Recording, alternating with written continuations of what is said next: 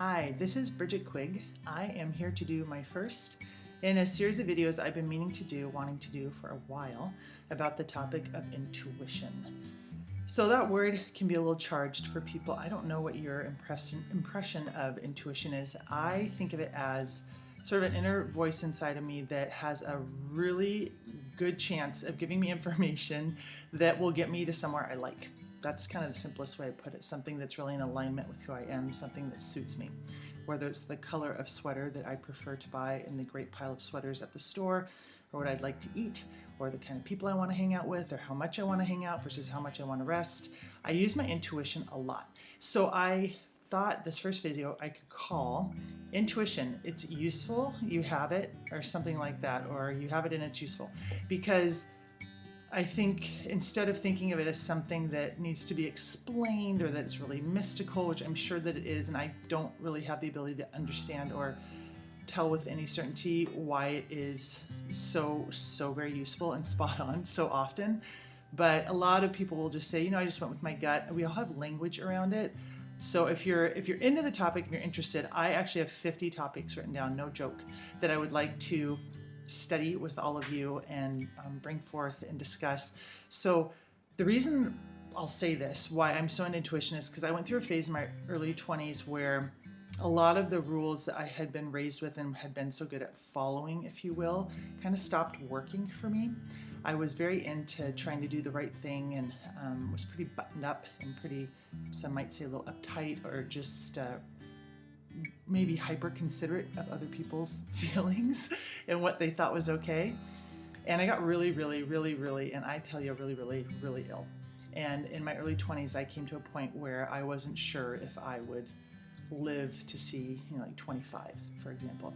And I was pretty scared, and I was very uncomfortable. I was very physically uncomfortable, a lot of physical symptoms.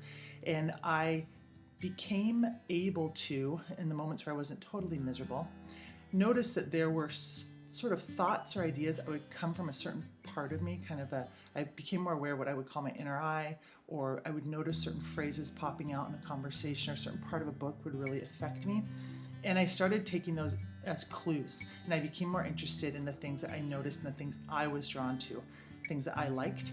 So they led me all kinds of places, and I became really good at this. And I'll just give you some examples. This isn't example free, but I eventually had the bravery to shave my head. Now there were like about 1,000 million decisions before that, where I practiced recognizing the kind of information, the kind of experiences that would lead me to want to do something like that. A simpler example would be like which shift I took at work, or how many hours I worked a week. I got to a place when I was really ill where I was basically working, as a part-time barista, making $7 an hour in a setting where we had a manager who was stealing all our tips. It was not the best of times.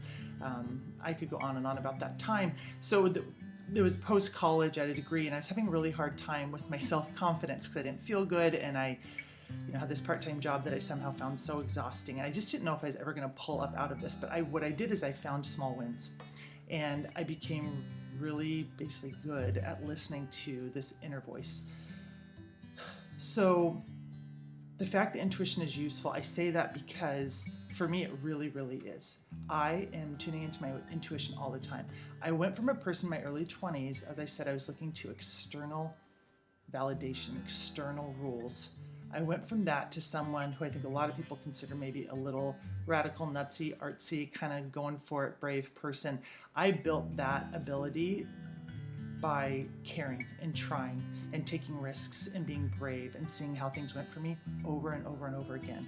And in the beginning, honestly, I was fighting for my life, was how it felt, and it can't be overstated. I was pretty open, pretty willing to try anything. And in the end, I've developed a lot of tricks of the trade that I think will be useful for everyone. So just like feeling chills on your body, and even where you feel the chills, kind of like the feel of them, where they're fast or slow. There's all these things that I actually pay very close attention to, and I also have a really strong sense of when I kind of hear something, or I see something in my inner eye, or when someone's talking, if what they're saying feels true or false to me. I'm very in tune with that.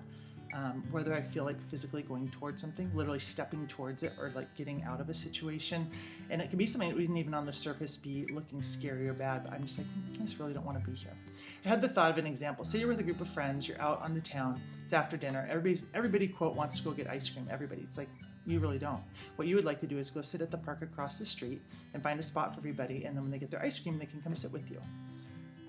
Do you say that out loud and just go do that thing? Or are you like me in my early 20s and think, well, I'll just get ice cream like everyone else. I probably shouldn't say that thing. That's probably weird. Or I don't know why I want that.